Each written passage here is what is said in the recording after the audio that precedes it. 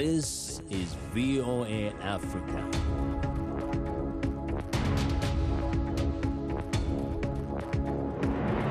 Hello, I'm Africa 54 Managing Editor Vincent Makori in for Esther Eward. It's Monday, May the 3rd. Welcome to Africa 54. We continue to work remotely because of the COVID-19 pandemic, but what hasn't changed is our commitment to bringing you the latest and most important news from the African continent and around the world. This is today's Africa 54. Amid a surge of COVID-19 cases in India and other parts of the world, the Biden administration remains non-committal on a proposal to loosen patent restrictions so that countries can manufacture generic versions of the coronavirus vaccines. White House correspondent Psaki has this report. Desperate Indians wait in line for vaccinations as the country's coronavirus crisis deepens, with the daily death toll climbing above 3,600. We are searching oxygen all over India, all over Delhi, to Chandigarh, Ludhiana, Haridwar, Jaipur, and all over nearby cities. In October 2020, at the World Trade Organization, India and South Africa proposed the so-called TRIPS waiver, which would allow countries to make generic versions of the vaccine. The proposal continues to languish without backing from the European Union and the United States. 100 million Americans have been fully vaccinated against COVID-19.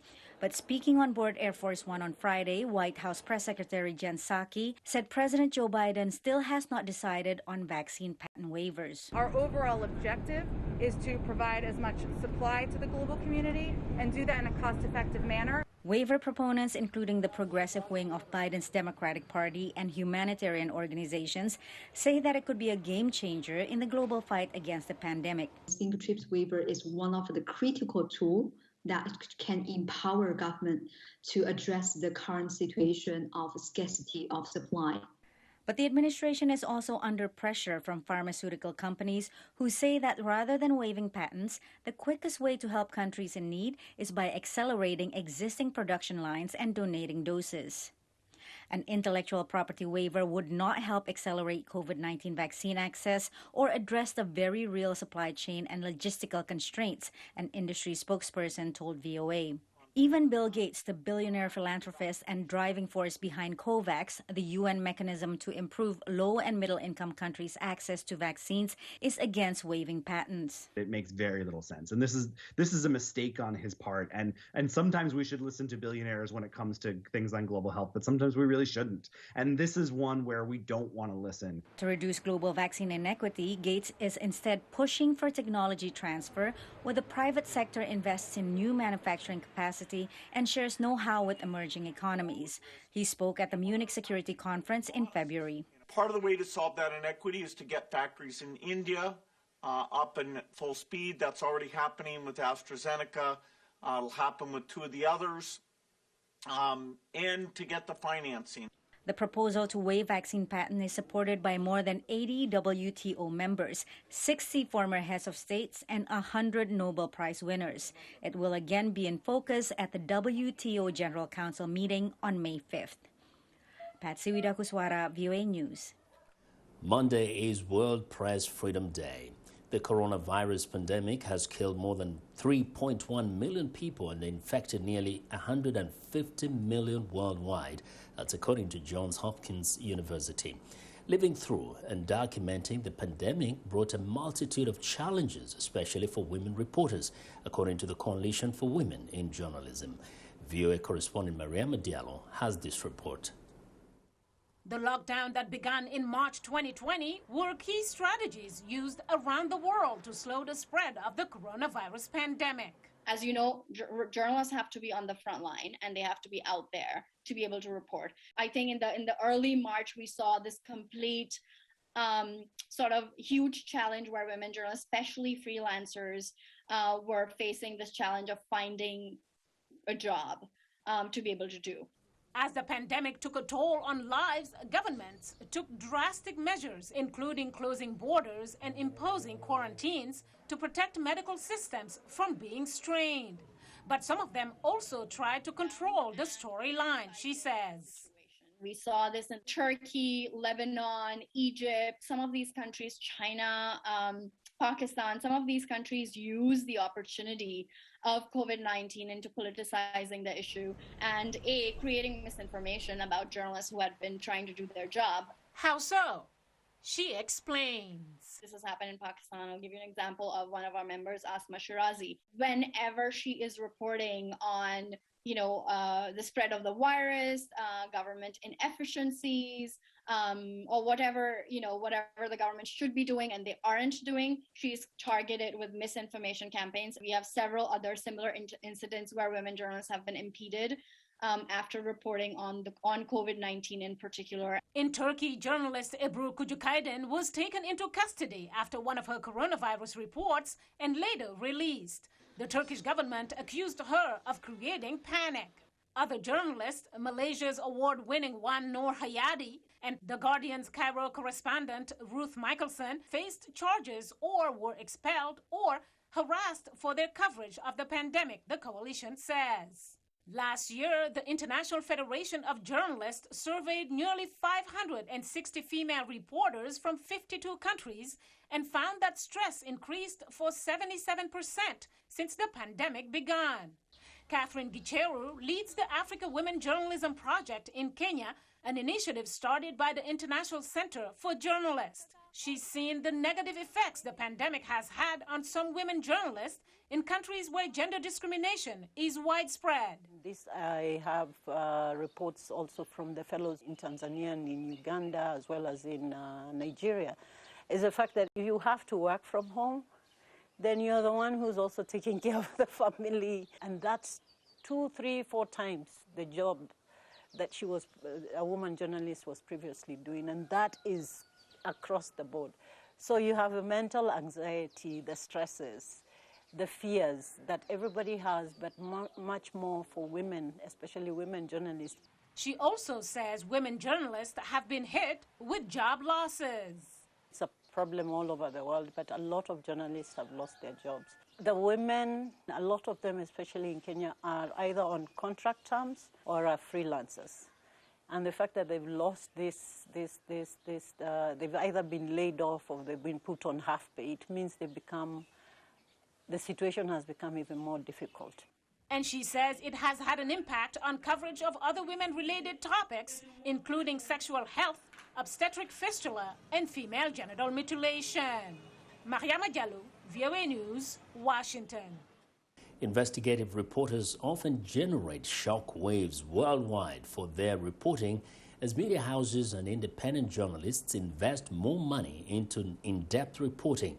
VOA's Paul Dihon recently sat down with Anas Aremio Anas, a Ghanaian investigative journalist in an undisclosed location whose works have exposed various individuals and organizations engaged in crime, corruption, and human rights abuse. He talks about the challenges he faces. My name is Anas Aremio Anas. I'm an undercover journalist from Ghana. What are some of the obstacles you've encountered in doing your job, especially here in Ghana and maybe across Africa? Because you've gone to the length of doing a lot of undercover stuff in Africa. Key problems that journalists across the continent face will be, first and foremost, the enabling environment to be able to be productive as a journalist. We have political pressures, business pressures. Of course, you can't also forget the fact that journalists are poorly paid. And all this culminates in the fact that the journalist becomes an endangered species, so that we get attacked, we get killed every day. Is investigative journalism effective, especially in the light of what's happening on the continent? Clearly, yes, it is effective. When you look at the story I just broke on the football scandal. That was good. Which affected the World Cup. And you look at the number of referees that the story affected, and also the death angles where people go in stadiums and they end up attacking referees and there's a stampede and people die and all that. It tells you that investigative journalism really shines light on issues that affect us. You take a look at the judges scandal, where people who were supposed to be gods in the guise of men who were supposed to adjudicate over taking bribes and all that. It tells you that indeed, if we don't push the frontiers of investigative journalism on the continent, then we aren't doing anything at all. In the eyes of God, the documentary that you did, what was it like to film it? And were you threatened by doing that kind of job? This is not unique to me as a journalist. There are many African journalists who have died. Talk of Norbert Zongo, Dele Jiwa, and all of them. So and I'm one not of your the colleagues? first. Yes, and Ahmed Swali. I'm not the first to complain of threats. So indeed, all these stories come with various levels of threats. And for me, in the years of work, you get threatened, and that tells you the effect of the work you're doing. If you do a story and you don't get this threats coming, it means perhaps you are not hitting on the right nerve. So it is a daily phenomenon. It occurs not only to me, but many other African journalists. Back to the judges' scandal. Of course, you were talking about the lives of very senior people in the judicial hierarchy.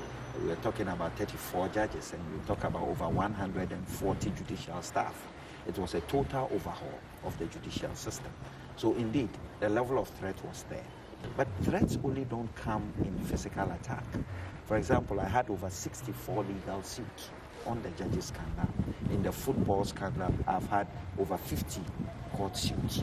But once you stick by the rules of the game, clearly there is nothing that is going to push you back. Despite the physical threats, despite the legal threats and all that, if you stick by the truth, it will be difficult for people to bring you down. Do you think investigative journalism is overlooked?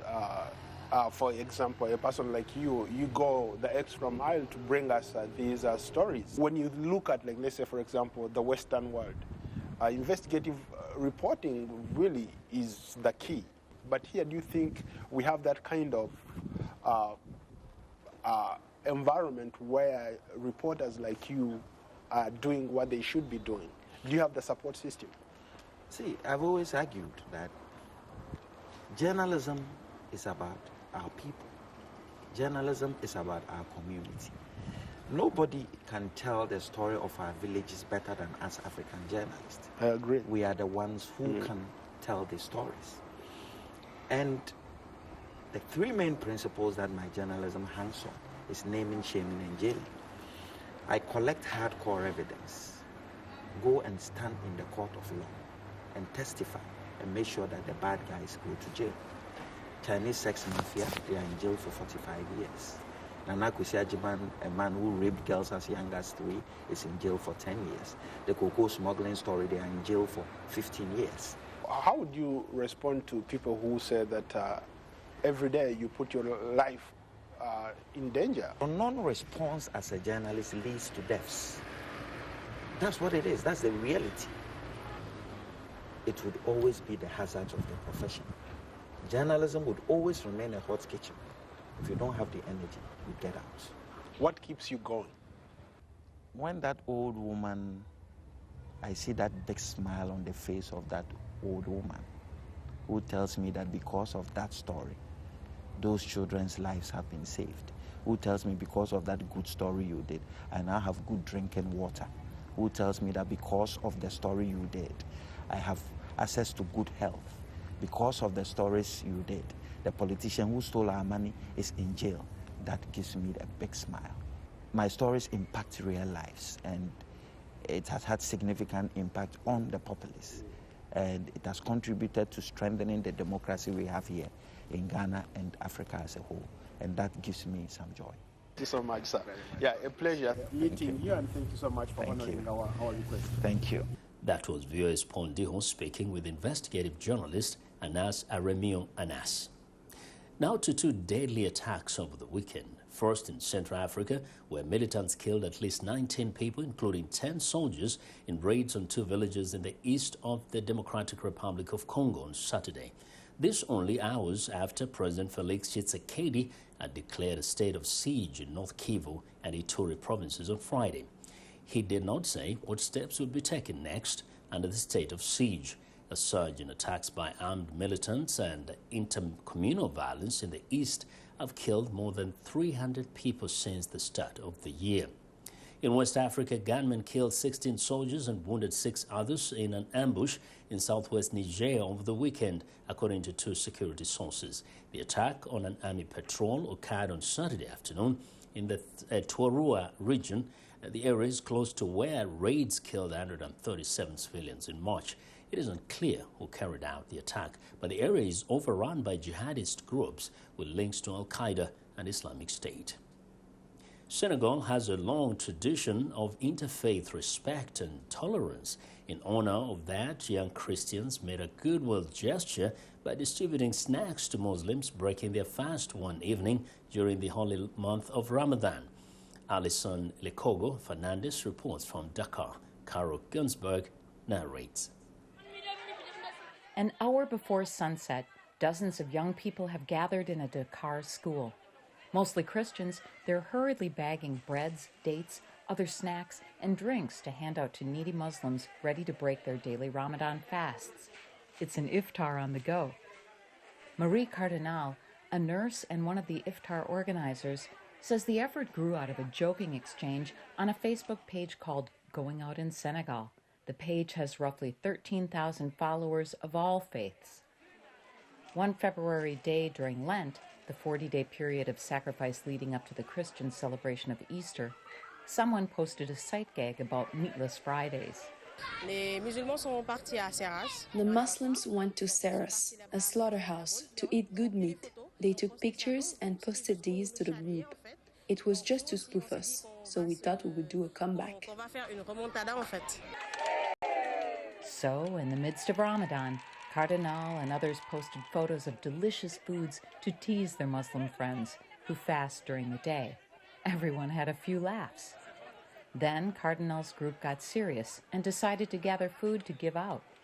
In less than 72 hours, they had collected breads, dates, and other foods, enough to prepare more than 2,500 bags. Ousmane Koli, a Muslim, wanted to join in the Iftar effort. I saw that it is social work. I came to contribute to the distribution. I am very happy seeing that we are helping people in need. It gives me joy. Suleiman Diallo, an apprentice bus driver, appreciates the gesture. People need this. It is a very good initiative. In Senegal, Christians and Muslims have always lived in perfect harmony. Each respect the faith and beliefs of the other. It's not new. Senegal's nearly 7 million people are overwhelmingly Muslim, 95%, and Christians account for 5%, or 1 in 19 people. The West African country has a long history of peaceful interfaith relations. For Alison Lekogo Fernandez in Dakar, Carol Gunsberg, VOA Africa. Every evening during Ramadan, the Muslim month of fasting, people break the fast in a celebration with family and friends in a meal known as Iftar. During the COVID-19 pandemic, some have come together in communal celebrations through social media, and as Michael Sullivan reports, one organization in Los Angeles is using a virtual Iftar to bridge the gap between Muslims and Jews. Each day of Ramadan, Iftar is a time for relaxation at sunset after a day of fasting. Allahu Akbar, Allah. This Ramadan, some in Los Angeles, California, are hosting a virtual Iftar with an unusual interfaith flavor, says one Muslim participant. We did the call to prayer from 3 different synagogues throughout the Los Angeles area, which was extremely, first of all, I thought it was very beautiful and very powerful, but secondly, it expressed for all of us the unity and fact that we are all one community. The virtual Iftar was sponsored by New Ground, a Muslim-Jewish partnership for change, and was held online this year with a welcome from Los Angeles Mayor Eric Garcetti. It included a virtual visit to the kitchen of an imam and his wife to watch them prepare their favorite Iftar dishes. and a visit to the kitchen of a rabbi and her husband to see their favorite foods prepared. But participants say Iftar and Ramadan are not just about food and fasting. And I think some of the messaging from it is, sacrifice, patience, empathy. And strengthening bonds with others, including those of different faiths, says a Jewish participant. We start with relationships. We start with telling our personal stories, dealing with our own identity. And acknowledging differences, he says, while the sharing of personal moments helps to bridge the gap over divisive issues, like the difficult relations between Palestinians and Israelis that often separate Jews and Muslims. But it also gave me a whole different vocabulary and a skill set for how to express myself and how to have difficult conversations. The ongoing interactions through events like these, either virtual or in person, teach participants how to listen. A long time ago. We may agree to disagree a lot of times, but that's part of the process of understanding each other and actually being able to empathize with another person and their views. Skills, they say, that are useful for people, whatever their background or religion. Mike O'Sullivan, VOA News, Los Angeles. President Joe Biden became the first U.S. president to officially recognize the massacre of Armenians under the Ottoman Empire as a genocide. Psaki Abrahamyan has the story, narrated by Anne Rice. Armenians demand justice! President Joe Biden became the first U.S. president to declare the mass slaughter of Armenians at the hands of Ottoman Turks more than a century ago a genocide. The declaration threatens to further erode relations between Turkey and the U.S. Turkey has long denied a genocide or any deliberate plan to wipe out Armenians. But Biden's declaration was welcome news to Armenians, who have been working for over a century to call attention to the events of 1915. In 1915, following the request of then U.S. Ambassador to Ottoman Empire, Henry Morgenthau, a group of Americans founded a Committee on Armenian Atrocities, which raised funds to help millions of Armenian, Greek, and Assyrian people in the Near East. The Armenian Genocide Museum and Institute in the capital city of Yerevan documents that initiative and how it led the United States to provide help to survivors. The humanitarian movement united the entire society, everybody from ordinary citizens to people in power, all the way to the U.S. President Woodrow Wilson. A humanitarian fundraiser launched in the U.S. in the years following the events of 1915 uses now common techniques such as small donation boxes with images of a person. In this case, an image of Shushan, an Armenian orphan whose story is told right on the box. There are even donation boxes for children. This image depicts the Armenian orphan city, the largest orphanage in human history, with over 25,000 orphans sheltered in the orphanage. The various documents tell the story of American volunteers and missionaries who saved and took care of Armenian orphans, giving them a second chance. These are American orphanages and hospitals established all over the Ottoman Empire. The shelters that were also called sanctuaries, as well as the tent cities. These volunteers left their homes and risked their lives to help the survivors of genocide, Hanuman noted, a sacrifice that saved tens of thousands of Armenian orphans. For Psaki Abrahamyan in Yerevan, Armenia, Anna Rice, VOA News. After 20 years, the final U.S. drawdown of troops from Afghanistan has begun, marking a watershed moment for both countries. VOA senior diplomatic correspondent Cindy Sain has the story. Pentagon officials say the U.S. military withdrawal from Afghanistan is now underway, with some equipment being packed up and shipped out. U.S. President Joe Biden has acknowledged serious security concerns, but says U.S. troops cannot remain in Afghanistan indefinitely. We degraded the terrorist threat of al-Qaeda in Afghanistan, and after 20 years of valor, and sacrifice, it's time to bring those troops home. The State Department has sought to reassure Afghans that the United States remains committed to the country. The only military presence that will remain in Afghanistan is the very limited presence required to protect our embassy. And that's important for the reason I was just discussing. Even as we disengage militarily from 20 years of military involvement in Afghanistan, our presence on the ground will remain through our embassy, through our civilian representatives, including our diplomats.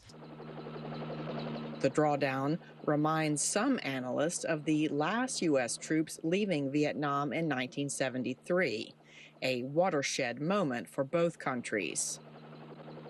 I think there must be many Afghans, particularly Afghans in urban Kabul, particularly women professionals in Kabul, who do, to a degree, believe that the United States has made certain commitments, and now it's cutting and running. It's a very difficult moment for U.S. foreign policy, as was our departure from Vietnam. Other experts point out that when it comes to assigning responsibility for failing to help Afghanistan become a secure, flourishing democracy, there is plenty of blame to go around. This is a long and significant investment that has not paid off, but others in the region have also not brought about peace in Afghanistan. To the contrary, they have continued to play a variety of other games. Afghans' own political leaders have not come together in unity or found a means to negotiate peacefully with one another in ways that would bring about a stable country. Many Afghan women say they dread a possible return to power of the Taliban once foreign troops are gone, and say they will fight to hold on to their hard-won rights. When the Taliban ruled Afghanistan in the late 1990s, women were barred from participation in public society, including going to school and work outside the home, and some women were executed for alleged adultery. Cindy Sain, VOA News. Well, and that's our show for today. Be sure to watch Africa 54 on our website at voaafrica.com. From all of us here in Washington, thanks for watching.